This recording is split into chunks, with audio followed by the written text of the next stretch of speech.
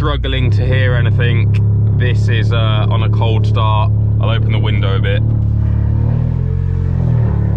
Very loud. Probably very, very upsetting for our neighbours, but hey ho. Alright guys, so I thought I'd just do this video to give you guys an idea of what this thing is like to daily, as after all, it is my only car. I do daily it. Now, to some people, that's incomprehensible, especially being a 3.5 inch straight through stainless steel exhaust system, decat.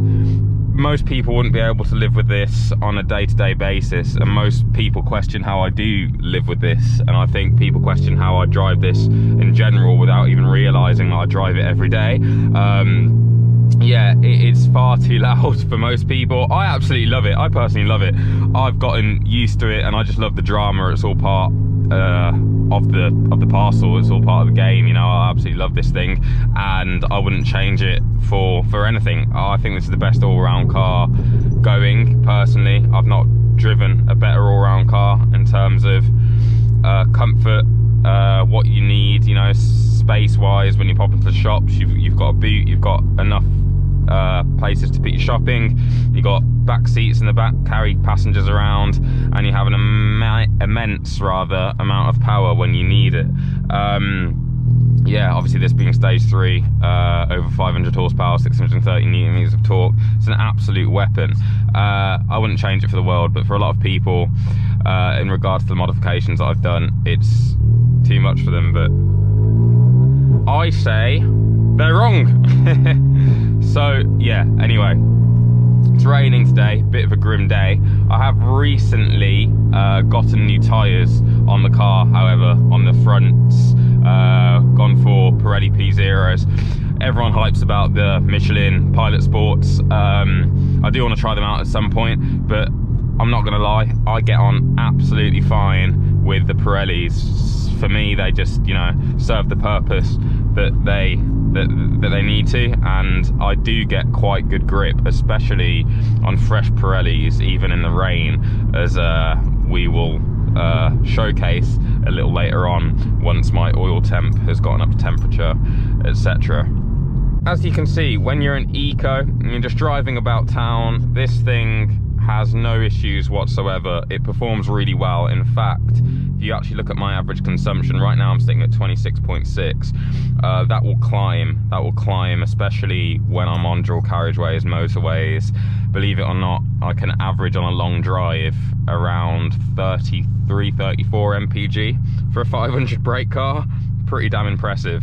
Obviously it's going to be a lower around town here, stopping and starting, traffic lights, traffic, etc. But for a car with this amount of power, you know, and this amount of modifications, it isn't half bad. It isn't half bad at all. So yeah, right now I'm in eco. To change your driving mode in this car, you just press the mode button here, and then all of your modes come up on the screen on the center console. So you've got normal, race, eco, and individual. Individual, you can essentially set to what you want it to be. So if I'm individual here and then setup, you can see that I've got everything set to sport, but you can do it catered to your preference. So it's a bit of a personal mode, if you like. As you can see now, I'm in sport, and when you are in sport, there you go, you do get the pops and bangs.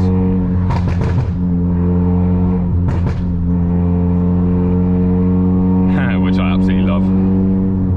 This Land Rover behind me seems to love being up my ass.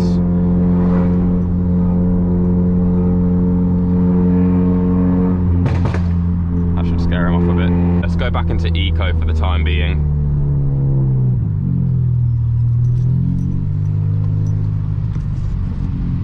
Fairly comfortable suspension too. I think, I mean, don't get me wrong, it needs to be a little bit stiff, especially to handle corners at high speeds, and the 4Motion system does a great job of inspiring confidence and grip within the driver.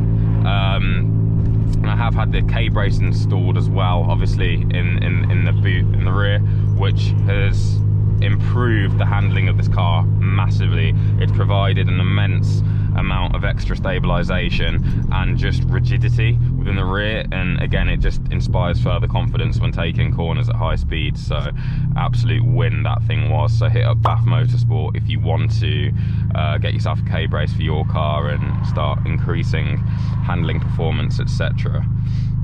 See what our oil temp's at. So 55. I like to wait for my oil temp to get up to around at least 70 odd degrees before I start putting my foot down, really 80. And I think a lot of people even recommend like 90 degrees Celsius before you really start hammering it. I think a lot of people overlook that. They keep their eye on like the coolant temp or whatever else, and they think, you know, once that's up to temperature, you're all good to go. You know, people look at this dial here and they think once that's up to 90, just floor it.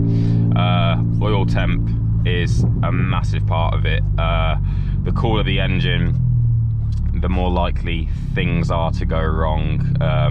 Pieces are more likely to break, you're more likely to get cracks, etc. You want the oil up to temperature to provide a perfect sort of lubrication and performance within the engine when you're putting it under immense stress. So yeah, if you didn't know that, then now you know. So I like to be better, I like to be safe rather than sorry, so I don't hoon it straight away. It's often the case actually. I'm pulling out of places and like people will light up the car and they'll be in like maybe a fairly quick car themselves, and they'll want to race, and my oil's not up to temp, and I literally have to disappoint them, and you can tell they're just like, wow, like why he's not even going for it, like what's the point in having a car like that, blah blah blah, or like they just think I'm mega boring, and in reality I'm just saving and preserving my engine. You'll see once I'm up to 80-90, I'll have no problems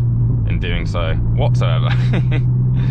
But yeah, honestly, no, this car is great for a daily, as you can tell. I think I've talked about that, you know, long enough now. Like, you know, this video's been going on for a fair few minutes, and you can see how practical it is. No dramas pottering around your local area. In eco mode, it's brilliant, and you can, you know, average some decent MPGs you've seen. And also another great feature about eco mode is that when you do let go of the throttle, for example now, revs climb right down to 0.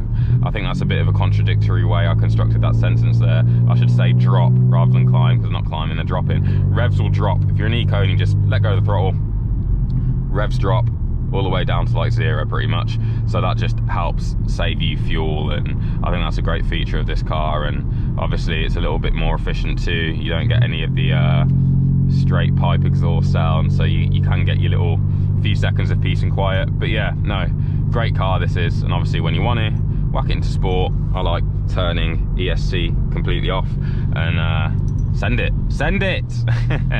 which we'll do so soon. Right, so to turn ESC off, you want to hold this traction button here, hold it right down until stabilization control ESC has been completely deactivated. I'm in the wet, so I'm probably a bit of an idiot for doing this, but hey ho, you gotta have your fun, you gotta have your adrenaline. Another thing that I've been getting a few comments on, especially on some of the shorts that I've been uploading to YouTube, is that people are clocking onto my left foot braking. So yes, for those of you who don't know, I do left foot brake. It is a sort of racing technique which is used a lot in rallying as well. It just means that you get, I'd say, more control and more time for yourself as a driver, you know, rather than having to shift your right foot all the time to the left pedal to the pedal to the left to brake. You never have to move your right foot unless sort of you want to do like a heel and toe type thing. Yeah, I mean, this car obviously doesn't have a clutch anyway, so I don't do a lot of heel and toe in this car. But yeah, I am used to left foot braking now, so I do left foot brake. Buys me a little bit more time, and It's weird at first. When you're first trying to learn how to left foot brake, it feels completely unnatural, and you'll feel like you're putting a small amount of pressure on the brake, and you actually come to a very big sudden stop. You've done like an emergency brake before, you know, and you're like, flipping out, I'm never doing that again. But you've just sort of got to, yeah, keep practicing, and you do get used to it. I definitely noticed the benefits though of left foot braking. Right, we're at 84 degrees, ESC traction off. Let's put it into race mode. Let's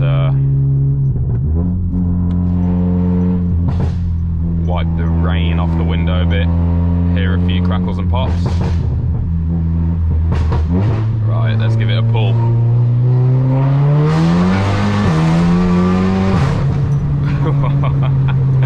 Never gets old.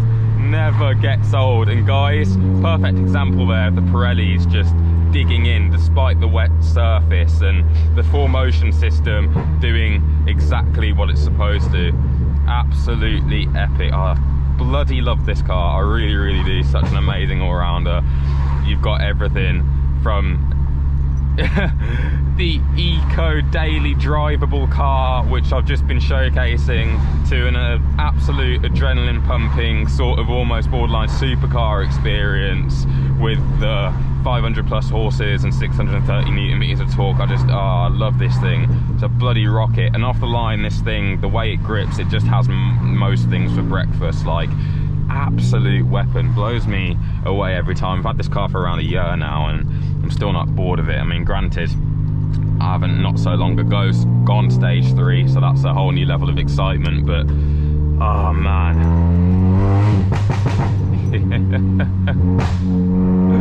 Pops for days.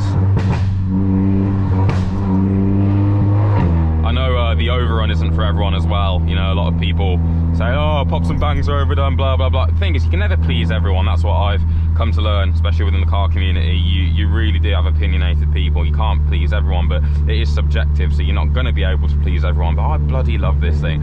I don't care what anyone says. I love it.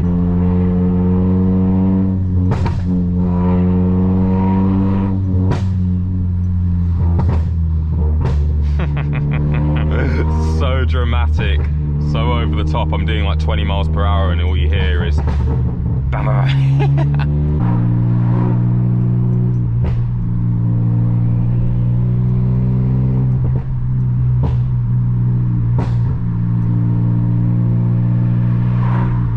Can also shift if you want with this stick here, so you pull down to downshift and pull up to upshift.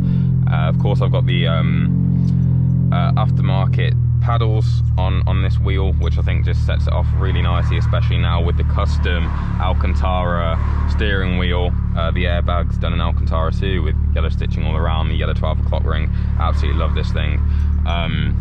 Yeah, I just think this is easily the best car I've personally owned to date.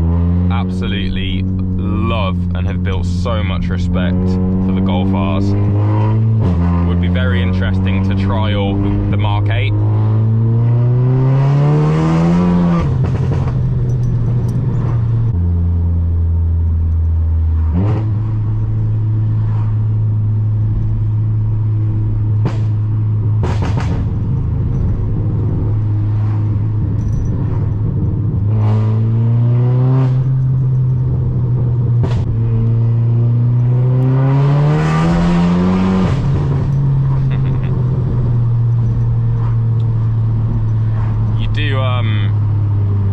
Have to put now solely really 99 in the tank of this thing as unpure fuel, as I like to call it. The unclean will be quite damaging for this setup, for the tune, for the engine, etc.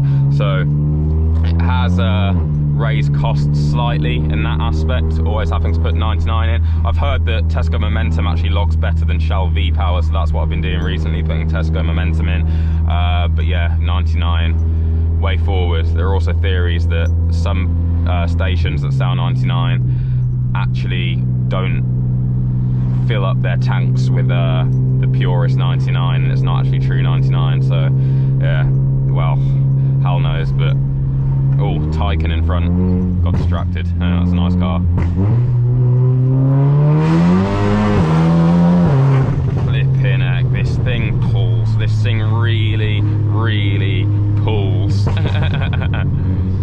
I do like the Porsche Taycans, or Taycans, however you pronounce them. I think they're really sleek looking cars, very powerful as well. Running off the electric motors, instant torque. Is that Taycan 4S? Yes, I believe it is Taycan 4S. Beautiful looking car, 70 plate.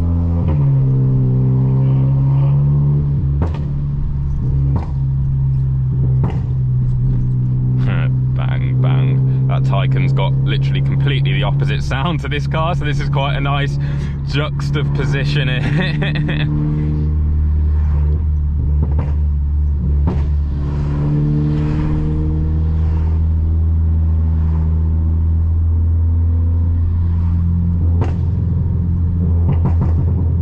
There's a Mark 8 over there. I believe that's just a standard Golf though.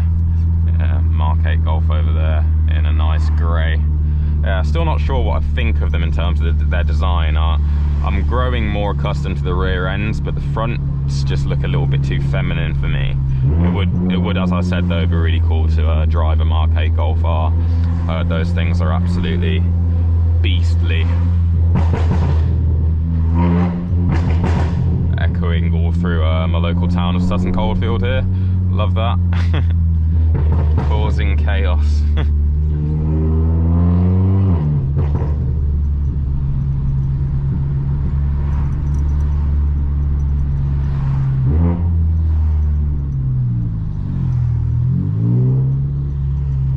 Taycan hesitating a bit there. He's pulling into the car park. He's contemplating it. Is he gonna do it? Is he gonna do it? I think he is. Okay, let's whack into this lane.